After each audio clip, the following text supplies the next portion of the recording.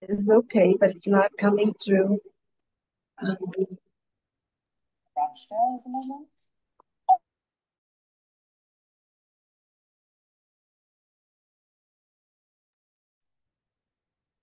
Okay, people. I think we're going to get started.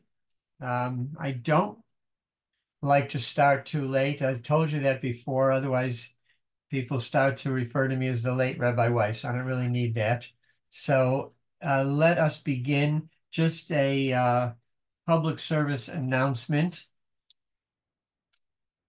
We are going to be on break because once we finish today, so we've got Pesach, and then we've got Yom HaShoah, and then we've got Yom HaAtzmaut, Yom HaZikaron. I mean, we've got everything in there. So we'll only be able to reconvene on the 8th of May. So you get a vacation. Um, and I get a vacation, which is even more important. Anyway, we're going to discuss a very interesting subject, and that is chametz.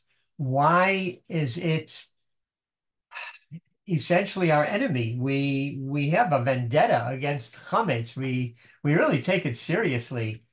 Somebody called me now, and they said, "Well, it's obvious that chametz is a problem because all bad things start with the letter chet." He said, Chet. I don't think he's listening on here today. Okay, anyway, Chet, which means sin, and Hamas, and Hezbollah, and Hamati, my mother-in-law. Okay, anyways, he said it. I didn't, but I thought it was pretty funny. But we do want to explore this issue about chametz because it seems like we almost have an obsession with uh, getting rid of the chametz and viewing it as the uh, worst thing that you can possibly imagine. I mean, let's look at the facts about that. Chametz is aser b'mashu, meaning that whereas eating non-kosher food, not that I'm encouraging it, but eating non-kosher food, you have to eat a certain amount of it in order to be culpable. You can't just take a tiny bit. Yeah, it has to be serious amount, not that much, but you know, not just a tiny taste of it. And yet, chametz is aser b'mashu. If you eat the tiniest bit of chametz on Pesach, you are guilty. And in fact, the punishment for eating chametz is karet, which is a very serious punishment. I don't even want to go into it. It's so scary about what could happen to you with that punishment of karet. Uh, it's obviously a spiritual heaven sent punishment, but it's serious. Not only that, when it comes to eating chametz, it doesn't even go into effect when the Chag begins. It's even before we start Pesach this year on Shabbat, because Erev Pesach is Shabbat. Uh, you can't eat chametz then either. Normally speaking, until the holiday starts, then whatever you do, it doesn't violate the holiday because there is no holiday. But in the case of chametz, no, you can't do it even Erev Pesach. Then we can ask the question, why, first of all, is this such a major part of the Pesach story that they were in a hurry to leave, so they couldn't wait for the dough to rise? Okay, it's a nice little sidelight, but this is about liberation, about freedom. There's so many big items. Is it really about bread and matzah? Uh, Not only that, why 7 days? Let it be one day. So one day to show that we're going to do something different and we're going to spotlight and commemorate the fact that we didn't have time to wait for the bread to rise. So do it for one day. What's the deal with 7 days? And why do we have to extend this to our dishes? Okay, so I can't eat that which qualifies as chametz that's fermented, that rises. So I can't have that. But does it have to affect my dishes too? Not only that, if you own chametz, um, you're not even allowed to see it. this punishment, this idea of bal yurai, bal yamatze. You don't see it, you can't find it if it's yours. And we go through a whole process to try every which way to get rid of it, right? We sell it, we nullify it, declare it hefker, in addition to removing it. So we're really making a big deal about chametz. We don't make this big deal about a cheeseburger or I don't know, or pork sausage, but we just really go kind of overboard for chametz. So I want to try to understand why this is so. So I'm going to give you a few reasons. First of all, in the popular conception of what chametz represents, so it is said that this is an example or a physical representation of hubris, immodesty, overindulgence, the fact that people are puffed up, they're full of themselves, they're haughty, with this high and mighty posture. So chametz, represents that kind of attitude that everything is coming to us. We have no restrictions. Whereas matzah is different. Matzah is humble. Matzah is flat. It's close to the earth. It's simple. And therefore, it's trying to teach us humility and modesty and living a simple life. When you think of a 7-layer cake or strawberry shortcake, you're thinking chametz. You're thinking this is really making a big to-do. Thinking cracker, that's matzah. So that's one idea, that it's trying to maybe give us a sense of humility. Another idea, and when you're humble, you can be thankful to God, to others for what you've been given. Another idea that's presented, that removing chametz from our lives for a full week, it requires a drastic change. If you did it for one day, it wouldn't be much of a change. But when you rid your house and yourself of chametz for 7 days, in our case this year for 8, it represents the concept of change. We all are focused around eating. We have to eat at least 3 times a day. You come with us on a cruise, it's minimum 5 times a day. And that was a hint. And now we're doing a major change in our diet.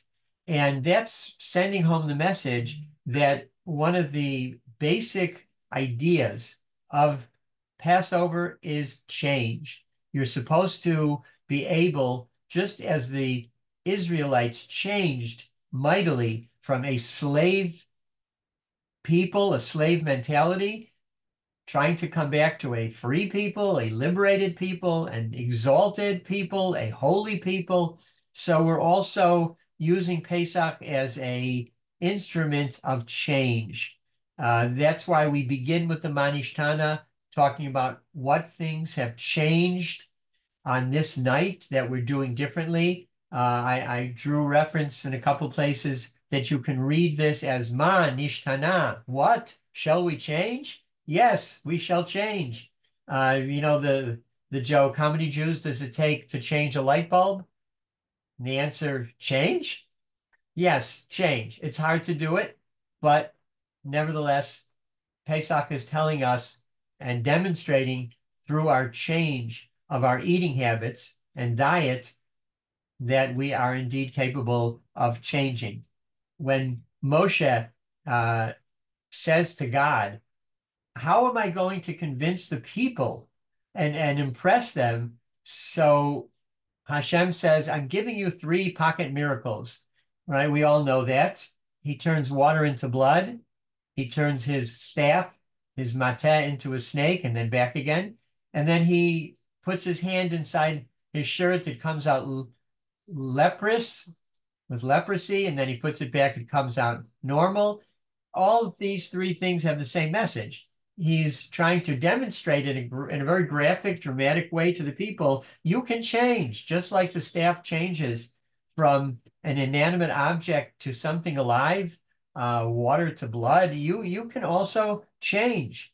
That's what he's first and foremost trying to convince the people.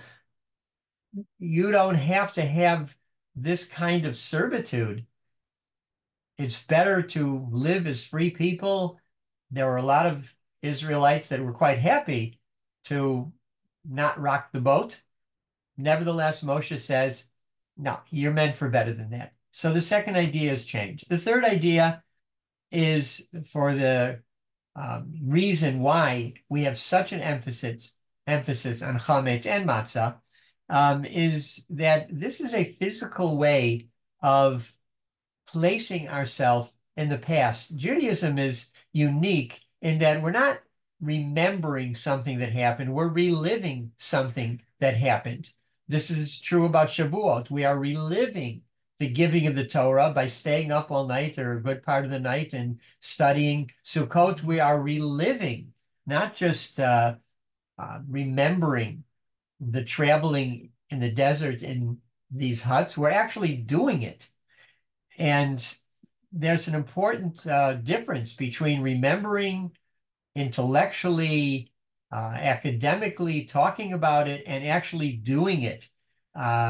As we know, the idea of walk a mile in the moccasins of another person and you can relate to them.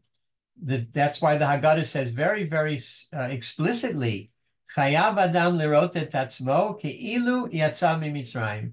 You have to regard yourself as if you left Egypt, and so you're doing it in a very theatrical way. You know, a lot of people at their Seder go even further. They dress up like they imagine the Israelites dressed up, and they kind of pretend to be walking out of Egypt and all kinds of other things.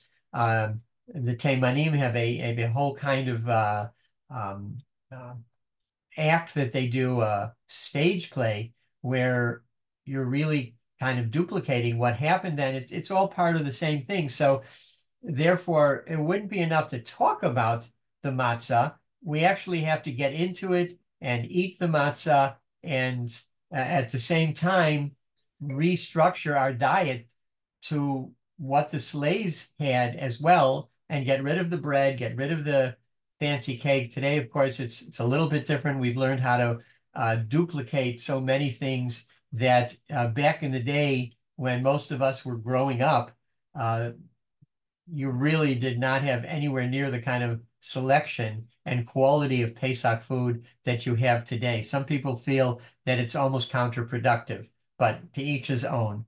I want to share one other idea. And by the way, well, I'll come back to that in a moment. This is an interesting concept and idea that I saw written up in a book called "And There Was Light" by Rabbi Yitzchak Meir Goodman, and he says something quite interesting. And he talks about the fact that on a visit to one of the great museums in America, in the world today, which is, and those of us who are from the great city of Chicago know the Museum of Science and Industry, and there they had a big display about food. And one of the things he said he picked up there that he didn't know before was that it was the ancient Egyptians who were the first to discover modern bread baking techniques the way we have it today. And the Egyptians kind of were masters of the art of bread baking, and the researchers found that they made their bread out of wheat, spelt, barley, and these are the same grains which the dura, the halacha says that this is what makes chametz. And interestingly enough, some things we use, like potato starch, that cannot become chametz, but the Egyptians didn't use that. They used the same things that we essentially are prohibited to use during this week of cooking for Pesach. And he points out that there are two references in the Torah to the concept of eating bread. First of all, we're told that Yosef, when he becomes kind of the coordinator or the valet in Potiphar's house, so it says that Potiphar trusts Yosef with everything except the bread that he eats. It's really a very enigmatic kind of statement. But commentators say about this that Yosef was not allowed to touch the bread because he was a Hebrew, and the as we learn later that in the second reference, the Egyptians will not break bread or eat bread with the Israelites, with the Hebrews. They set up separate tables for Yosef alone and for his brothers with him, but the Egyptians, no, they cannot have bread together with them. And it even says in the Pasuk, because it's, quote, an abomination for Egypt. Now, we usually kind of reference that to mean that they consider the Jews so lowly that you wouldn't think of dining with them. They don't rate or deserve to have to break bread with you. But it's not, it's more than that. I think the idea is that bread was actually a kind of god for the Egyptians. They had lots and lots of gods, even though Paro considered him, Paro was one of the gods. He didn't necessarily consider himself, certainly not the only god. I'm not even sure the highest god, maybe the sun god was, but in any case, they had all these gods that they worshipped, and it seems that bread is included in that.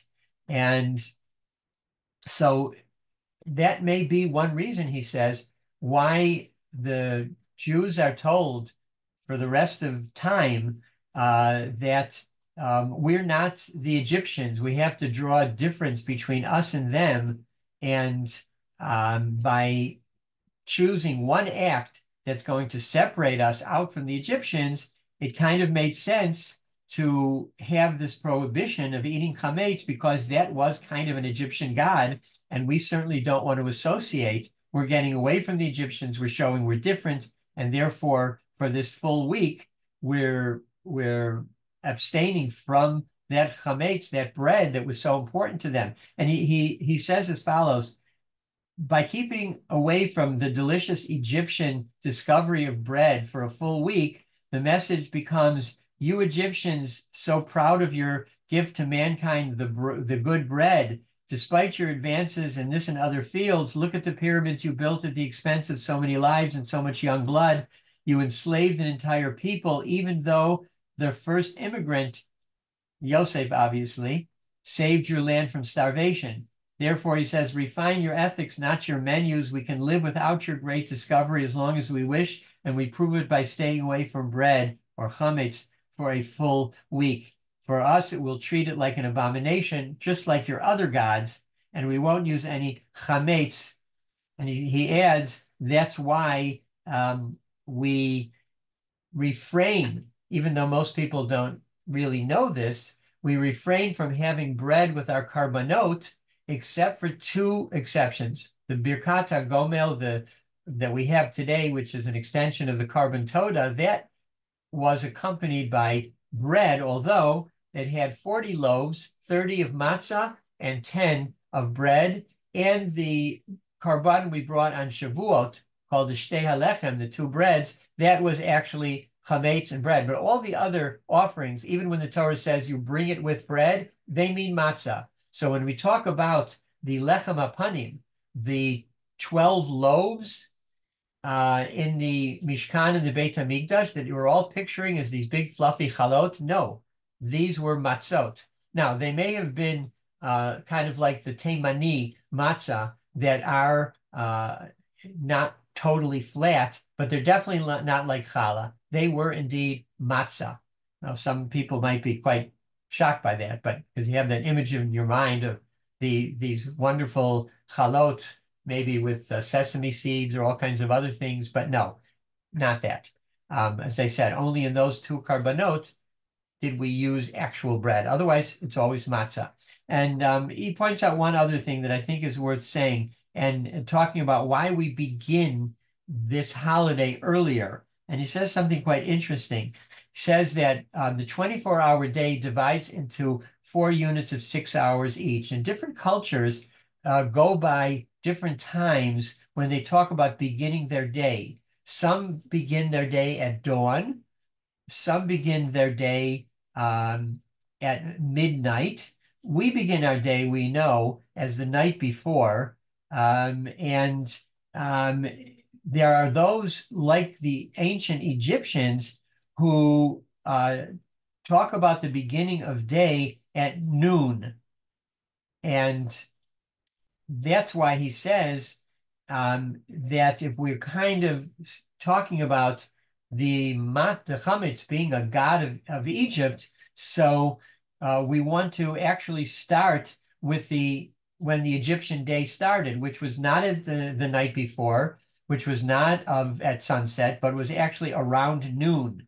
And so the Exodus, Yetziat Mitzrayim, on the morning of 15 Nisan, was coming to the close to the end of their day that started at noon on the 14th of Nisan, and that's where we're beginning the prohibition of chametz.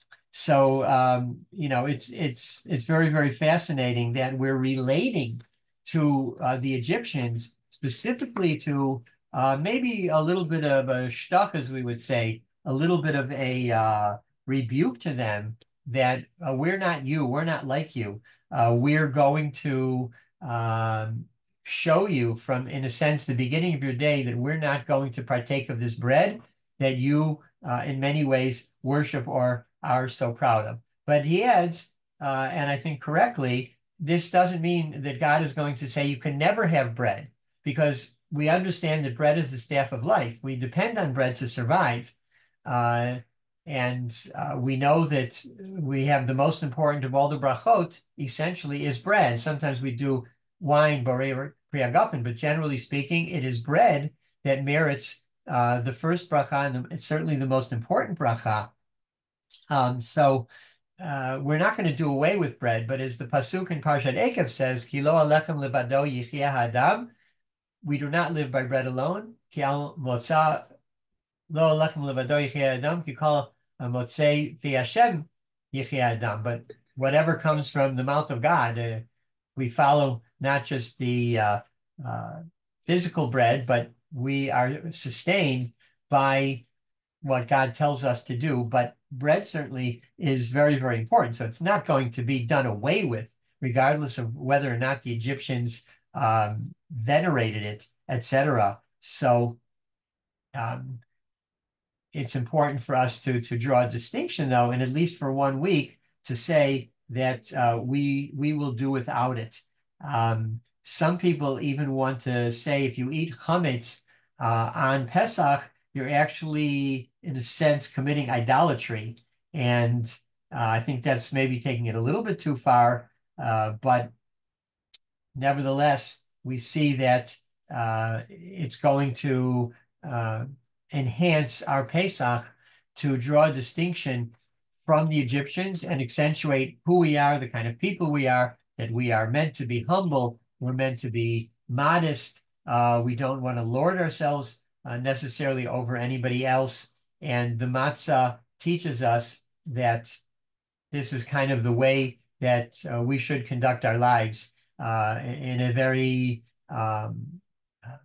humble way, and in a way that does not accentuate food too much, and understand that the real sustenance we have doesn't come from bread or from food. It comes from following the ways of Hashem. So I want to take the opportunity to wish everybody a Chag Kasher v'Sameach. I want to say the prayer for our soldiers. So we're going to miss each other for, at least some of us, we're going to miss each other for close to a month. So we should have a safe, healthy, peaceful month that includes this wonderful holiday, Chag HaCherut, the holiday of liberation and freedom. And we should be liberated from this war and from the dangers surrounding us. Mishaber Chavatenu Abraham Yitzchak Yaakov Hu Yivarech et Chayelei Tzva Hagana Yisrael Hamdim Al Mishmar Tzenu Varei Eloheinu Migbul halabanon va'ad midbar Mitzrayim min Ham Gadol ad levo ha'arava v'yabasha ba'avira v'yam. Yitein Adonai toiveinu akamim aleinu nigafim lifnehem hakadosh baruch hu.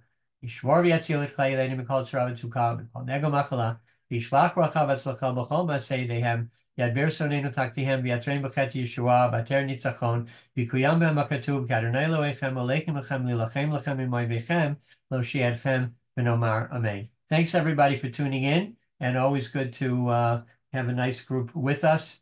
And everybody should, again, stay safe, stay healthy. Chag kasher v'sameach to everyone. Shabbat shalom as well.